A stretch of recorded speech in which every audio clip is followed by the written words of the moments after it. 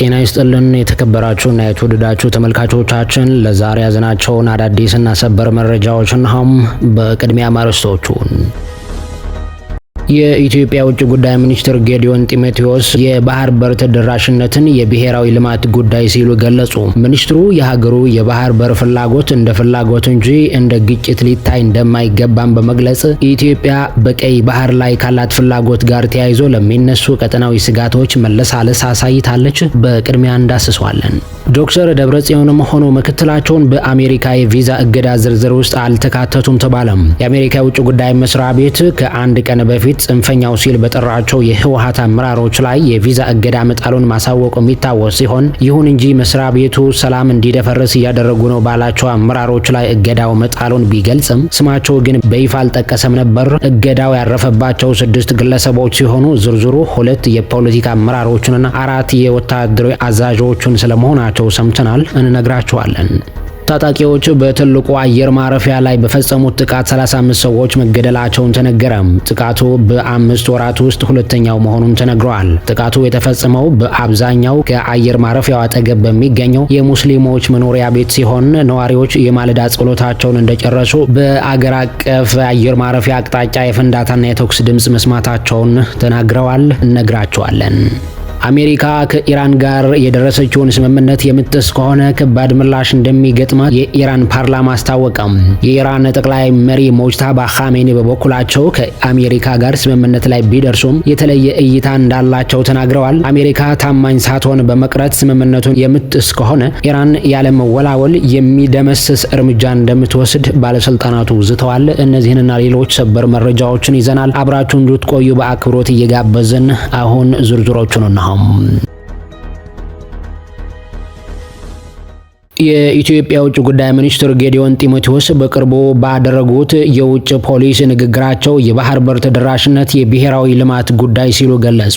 ሚኒስትሩ የሀገሪቱ የባህር በር ፍላጎት እንደ ፍላጎት እንጂ እንደ ግጭት ሊታይ እንደማይገባን በመግለጽ ኢትዮጵያ በቀይ ባህር ላይ ካላት ፍላጎት ጋር ተያይዞ ለሚነሱ ቀጠናዊ ስጋቶች መለሳለስ አሳይታለች። ሰኔ 10 ቀን 2018 ዓ.ም በለንደን ቻታም ሃውስ በተዘጋጀውና የኢትዮጵያ ውጭ ፖሊሲ ቅድሚያ የሚሰጣቸው ጉዳዮች ወይም ደግሞ የኢትዮጵያስ ፎሬን ፖሊሲ ፕራዮሪቲስ ኢን ኤ ኮንቴስትድ ኔይበርሁድ በተሰኘ መድረክ ላይ ንግግር ያደረጉት ጌዲዮን የባህር በር ተደራሽነትን የኢትዮጵያ ውጭ ጉዳይ ፖሊሲ ቅድሚያ ከሚሰጣቸው ጉዳዮች መካከል ዋነኛ ጉዳይ አድርገው ያቀረቡት ሲሆን ይህም ሀገሪቱ ከሚገጥሟት እጅግ ስትራቴጂካዊ ጥያቄዎች አንዱ መሆኑን ገልጸዋል። ሚኒስትሩ የባህር መስመሮች ተደራሽነትን የብሔራዊ ልማትና ቀጠናዊ እርስ በርስ የመደጋገፍ ጉዳይ ነው። ይህን እንደ ግጭት ሊፈረጅ አይገባም፣ እንደ ፍላጎት ሊወሰድ ይገባል ያሉ ሲሆን የኢትዮጵያ የባህር በር የሌላት መሆኑን በንግድ፣ በሎጂስቲክስ፣ በኃይል ደህንነትና በረዥም ጊዜ ኢኮኖሚያዊ እቅዶች ላይ ተጽዕኖ ማሳደሩን ቀጥሏል ሲሉ ተናግረዋል።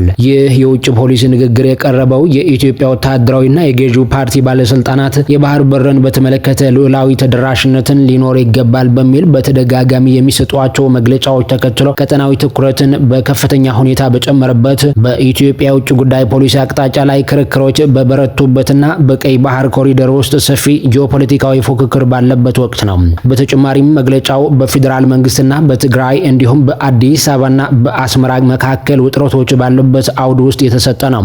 ኢትዮጵያና ዩናይትድ ስቴትስ የጀመሩትን አዲስ ዲፕሎማሲያዊ ግንኙነትን ተከትሎ የወጣ ሲሆን በሁለቱ ወገኖች ውይይት ውስጥ ከጎረቤት ሱዳን የእርስ በርስ ጦርነትና ከታላቁ የኢትዮጵያ ህዳሴ ግድብ በተጨማሪ የቀይ ባህር ደህንነት ጉዳይ መካተቱን ይታወቃል። ጌዲዮን የባህር በር ተደራሽነት ለኢትዮጵያ ዋነኛ ስትራቴጂካዊ ጉዳይ ሆኖ መቀጠሉን የገለጹ ሲሆን ጉዳዩን ከሀገሪቱ የረዥም ጊዜ ልማትና ቀጠናዊ ተሳትፎን አንጻር መሰረታዊ መሆኑን አስረድተዋል። ይህ አዲስ ምኞት አይደለም፣ በንግድ፣ በሎጂስቲክስ፣ በኢነርጂ ደህንነትና በረዥም ጊዜ ኢኮኖሚያዊ እቅዶች ላይ ተጽዕኖ የሚያሳድር መዋቅራዊ ጉዳይ ነው ያሉት ሚኒስትሩ ክርክሩ ከወቅታዊ የፖሊሲ ስጋቶች ባለፈ የኢትዮጵያን የኢኮኖሚ ስትራቴጂ መሰረት የሚነካ መሆኑን አክለዋል። እንደ ውጭ ጉዳይ ሚኒስትሩ ገለጻ የኢትዮጵያ አቋም ግልጽ ነው። የባህር በር ተደራሽነትን ከጂኦፖለቲካዊ ፉክክር ይልቅ በልማትና በቀጠናዊ እርስ በርስ መደጋገፍ እይታ ሊታይ ይገባል። የባህር መስመሮች ተደራሽነት የብሔራዊ ልማትና ቀጠናዊ እርስ በርስ መደጋገፍ ጉዳይ ነው ብለዋል። ጌዲዮን እንደ ፍጥጫ መታየት የለበትም፣ ይልቁንም እንደ አስገዳጅ ፍላጎት ሊቆጠር ይገባል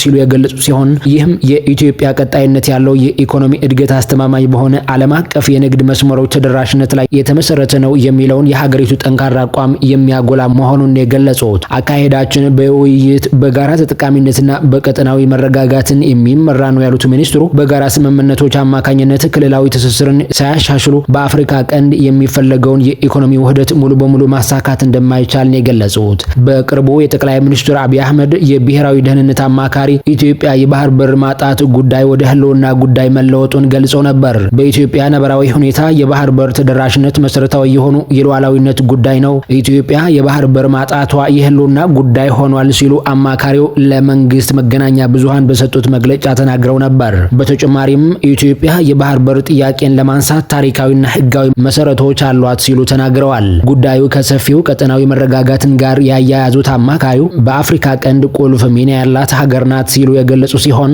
ይህም በመላው ቀጠናው ላይ ለሚደረገው የኢኮኖሚ ውህደትና የደህንነት ትብብር ትልቅ ፋይዳ አለው ብለዋል። የውጭ ጉዳይ ሚኒስትሩ ጌዲዮን ያቀረቡት ይህ ፖሊሲ ቀደም ሲል የኢትዮጵያን የባህር በር ተደራሽነትን ፍላጎትን በተመለከተ ከከፍተኛ የፖለቲካና የጦር ሰራዊት ባለስልጣናት ይደመጡ ከነበሩ ጠንከር ያሉ ንግግሮች ጋር ሲነጻጸር ጥንቃቄ የተሞላበትን ሆኖ ታይቷል። ኤርትራ፣ ጅቡቲና ሶማሊያን ጨምሮ የአፍሪካ ቀንድ አጎራባች ሀገራት የኢትዮጵያን አካሄድ በሉዓላዊነታቸው ላይ የተጋረጠ ቀጥተኛ ስጋት በማለት በተደጋጋሚ መቃወማቸውን ይታወቃል።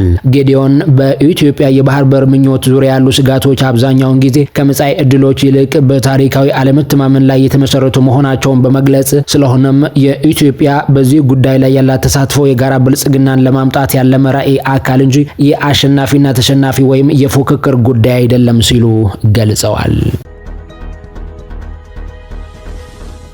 የህወሓቱ ሊቀመንበር ዶክተር ደብረጽዮንም ሆኑ ምክትላቸው በአሜሪካ የቪዛ እገዳ ዝርዝር ውስጥ አለመካተታቸው ተነገረ።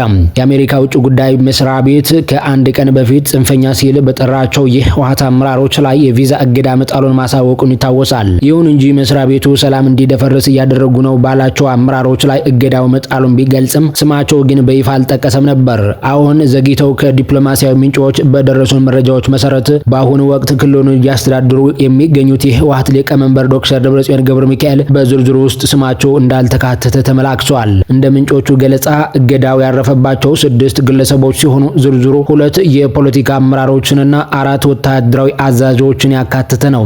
በዚህም መሰረት የህወሓት ጽህፈት ቤት ኃላፊ የሆኑት ወይዘሮ ፈትለወርቅ ገብረ እግዚአብሔርና የቀድሞው የብሔራዊ መረጃና ደህንነት አገልግሎት ኃላፊ አቶ ጌታቸው አሰፋ በዝርዝሩ ውስጥ ተካተዋል። ወታደራዊ መኮንኖቹን በተመለከተ ጀነራል ምግበይ ኃይለ፣ ጀነራል ኃይለ ስላሴ ግርማይ ወደንበይታይ፣ ጀነራል ዮሐንስ ወልደ ጊዮርጊስ፣ ጆን መዲድና ጀነራል አብርሃ ተስፋይ ወይም ደግሞ ድንኩል የእገዳው ሰለባ መሆናቸውን ታውቋል። በተጨማሪም ከቡድኑ ጋር የጠበቀ ግንኙነት ያሏቸው አንድ ነጋዴ በልዩ ሁኔታ በዝርዝር ውስጥ መካተታቸውን ተመላክቷል። የአሜሪካ መንግስት ይፋዊ መግለጫውን ካወጣ በኋላ በስም የተጠቀሰው አካል ባይኖርም አሁን ላይ ትግራይን እያስተዳደሩ የሚገኙት ዶክተር ደብረጽዮን ገብረ ሚካኤል ሆኑ ከእርሳቸው በፊት የጊዜያዊ አስተዳደሩ አመራር የነበሩት ሌተናል ጀነራል ታደሰ ወረደ በስም ዝርዝር ውስጥ አልተካተቱም ነው የተባለው። በተመሳሳይ አሁን ላይ በክልሉ ምክትል ሆነው እያገለገሉ የሚገኙት አቶ አማኑኤል አሰፋም በዚሁ የእገዳ ዝርዝር ውስጥ እንዳልተካተቱ ለማረጋገጥ ተችሏል። የዚህ የቪዛ እገዳ የተጣለው የቀድሞው የናይጄሪያ ፕሬዝዳንት ኦሉሴጉን ኦባሳንጆ ወደ መቀሌ ተጉዘው ከዶክተር ደብረጽዮንና ከሌሎች አመራሮች ጋር ውይይት ካደረጉ በኋላ መሆኑን ይታወሳል። በቀጣይ ቀናትም በአዲስ አበባ የአሜሪካ አምባሳደር ኤርቪን ማሲንጋን ወደ መቀሌ አቅንተው ግጭቱ ዳግም እንዳያገረሽ ከክልሉ አመራሮች ጋር ውይይት ለማድረግ ቀጠሮ መያዛቸውን ነው የተነገረው። መረጃዎቻችን ይቀጥላሉ። ሐሙስ ዕለት ታጣቂዎች በኒጀር ትልቁ አየር ማረፊያ ላይ በፈጸሙት ጥቃት 35 ሰዎች መገደላቸውን ተነገረ። ጥቃቱ በ5 ወራት ውስጥ ሁለተኛው መሆኑን የተነገረው። በአብዛኛው የሙስሊሞች መኖሪያ የሆነችው ኒጀር ጥቃቱ የተፈጸመው ነዋሪዎች የማለዳ ጸሎታቸውን እንደጨረሱ ሲሆን በዋና ከተማዋ ኒያሜ ከሚገኘው ዲዎሪ ዓለም አቀፍ አየር ማረፊያ አቅጣጫ የፍንዳታና የተኩስ ድምጽ መስማታቸውን ተናግረዋል። 11 ወታደሮችና 2 ንጹሃን መሆናቸውን አስታውቋል። ሐሙስ ጠዋት ከአልቃይዳ ጋር ግንኙነት ያለው ጃማዓት አልኢስላም ዋል ሙስሊሚን የተባለው ቡድን ለጥቃቱ ኃላፊነትን ወስዷል። ኒጀር ለ10 ዓመታት ያህል እስላማዊ አማጺያዎችን ስትፋለም የቆየች ሲሆን በዚሁ አየር ማረፊያ ከአይኤስ ጋር ግንኙነት ያለው ቡድን ለጥቃት ኃላፊነቱን ወስዷል። የሐሙስ ጥቃት ረፋድ ላይ ረገብ ቢልም የጸጥታ ኃይሎች ቀሪ ታጣቂዎችን በቁጥጥር ስር ለማዋል ፍለጋ ጀምረዋል። ኻዋሊ ታሳለህ የጦር ሰፈርን ጨምሮ በሚያስተዳድረው አየር መንገድ አቅራቢያ የምትኖር ሲሆን ከጸሎት ሰዓት በኋላ ከባድ ፍንዳታ መስማታቸውን ምናልባትም የጎማ ፍንዳታ ይሆናል ብለው ገምተው እንደነበር ተናግራለች። ከዚያም ከትንሽ ቆይታ በኋላ ምን እንደተፈጠረ አወቅን ብላለች። የአገሪቱ ባለስልጣናት ከተገደሉት 22 ታጣቂዎች ውጭ 4 ቁስላቸውን በመግለጽ 20 የሚሆኑ ተጠርጣሪዎች ደግሞ በቁጥጥር ስር መዋላቸውን አስታውቀዋል። ትላልቅ የቡድን መሳሪያዎች RPG-7 ፈንጂዎች፣ ቦምቦችና ክላሽንኮቭ የግንኙነት መሳሪያዎችና በሺ የሚቆጠሩ ተተኳሾችን መያዛቸውን አክለው ተናግረዋል። የታጠቁ የአካባቢው ነዋሪዎችም ፍለጋ የተቀላቀሉ ሲሆን የአይን እማኞች ደግሞ የጸጥታ ኃይሎች ሰላማዊ ዜጎች እንዳይሳተፉ ለማስቆም መክረዋል ብለዋል። ስማቸው እንዲጠቀስ ያልፈለጉ አንድ ነዋሪ ደግሞ አጥቂዎች ከአካባቢው ሕዝብ ጋር ተቀላቅለዋል፣ ስለዚህ ማግኘት ቀላል አይሆንም፣ ሰላማዊ ዜጎች ራሳቸውን ለመከላከል ወደ እነርሱ የሚመጣ የሚያውቁት ላይ ጥቃት ለመፈጸም ጎራዴና ዱላ አንስተዋል ብለዋል። አየር ማረፊያው ኒጀርና ጎረቤቶቿ ማሊና ቡርኪና ፋሶን ያቀፈውን የሳህል አገራት ጥምረት የሚያስተናግድም ነው። ሶስቱም አገራት ለዓመታት በቀጠናዊ ጂሃዲስት አመጽን መቆጣጠር ባለመቻሉ ወደ ስልጣን በመጡ በወታደራዊ አገዛዞች የሚመሩ ናቸው። ባለፈው ጥር በአየር ማረፊያው ላይ በደረሰው ጥቃት 4 ወታደሮች ሲቆስሉ 20 ታጣቂዎች ደግሞ መገደላቸውን የአገሪቱ መከላከያ ሚኒስትር ገልጾ ነበር። በወቅቱ ለ3 ዓመታት በስልጣን ላይ የቆየው የኒጀር ወታደራዊ መንግስት ጥቃቱን ለማክሸፍ ሩሲያን አመስግኗል። ፕሬዝዳንት አብዱራህማን ቲቻኒ አጥቂዎችን በመደገፍ የፈረንሳይ፣ ቤኒንና አይቮሪ ኮስትን ፕሬዝዳንቶችን ከሰው ነበር። አሜሪካ ከኢራን ጋር የደረሰችውን ስምምነት የምጥስ ከሆነ ከባድ ምላሽ እንደሚገጥማት የኢራን ፓርላማ አፈ ጉባኤ መሐመድ ባጊር ጋሊባፍ ተናገሩ። የኢራን ጠቅላይ መሪ ሙጅታባ ኻሜኒ በበኩላቸው ከአሜሪካ ጋር ስምምነት ላይ ቢደርሱም የተለየ እይታ እንዳላቸው ተናግረዋል። አሜሪካ ታማኝ ሳትሆን በመቅረት ስምምነቱን የምጥስ ከሆነ ኢራን ያለማወላወል የሚደመስስ እርምጃ እንደምትወስድ ባለስልጣናቱ ዝተዋል። ከአሜሪካ ጋር ለተደረሰው ስምምነት ዋነኛ ተደራዳሪ የነበሩት አፈ ጉባኤው በኤክስ ገጻቸው ላይ የኢራን አብዮታዊ እስላማዊ ሪፐብሊክ ጠቅላይ መሪው ሙጅታባ ኻሜኒን መልእክት ተከትሎ ባሰፈሩት መልእክት ነው ኢራን አሜሪካ የገባችውን ቃል እንድታከብር ያሳሰቡት። በዚህም ጋሊባፍ የጠቅላይ መሪውን ትዕዛዝ በመቀበል ከአሜሪካ ጋር በመግባባት ላይ የተደረሰባቸውን ነጥቦችና አንቀጾች ተግባራዊ መሆናቸውን እንደሚከታተሉ አሳውቀዋል። ነገር ግን አሜሪካ ታማኝ ሳትሆን በመቅረት ስምምነቱን የምጥስ ከሆነ ኢራን ያለመወላወል የሚደመስስ እርምጃ እንደምትወስድ አፈ ጉባኤው ጽፈዋል። ጨምረውም አገራቸው ከአሜሪካ ጋር ባደረገ ጦርነት ድል መቀዳጀቷን በመጥቀስ አሁንም በተመሳሳይ መንገድ ለመጓዝ ከመረጡ የበለጠ ከባድ ምት ይጠብቃቸዋል ሲሉ አስጠንቅቀዋል። ሁለቱ ሀገራት ጦርነቱን ለማቆም መስማማታቸውን ተከትሎ ክልከላውን መነሳቱን የአሜሪካ ማዕከላዊ እዝ አረጋግጧል። ውሳኔው የተላለፈው ፕሬዝዳንት ትራምፕ ባስቀመጡት አቅጣጫ መሰረት እንደሆነም የገለጸው ማዕከላዊ እዙ የአሜሪካ መርከቦች በአካባቢው እንደሚቆዩ አስታውቀዋል። የኢራን ጠቅላይ መሪ ሙጅታባ ኻሜኒ በበኩላቸው ከአሜሪካ ጋር ስምምነት ላይ ቢደርሱም የተለየ እይታ እንዳላቸው ተናግረዋል። ስምምነት ላይ እንዲደረስ የፈቀዱት ፕሬዝዳንት ማሱድ ፒዜሽኪያ የኢራናውያን ብሔራዊ ጥቅም እንደሚያስጠብቁ ማረጋገጫ ስለሰጧቸው እንደሆነም ገልጸዋል። ጠቅላይ መሪው እንዳሉት ፕሬዝዳንት ትራምፕ ተስፋ በመቁረጣቸው ሁሉንም አማራጭ እየተጠቀሙ ስለነበረ ስምምነቱ ተፈርሟል።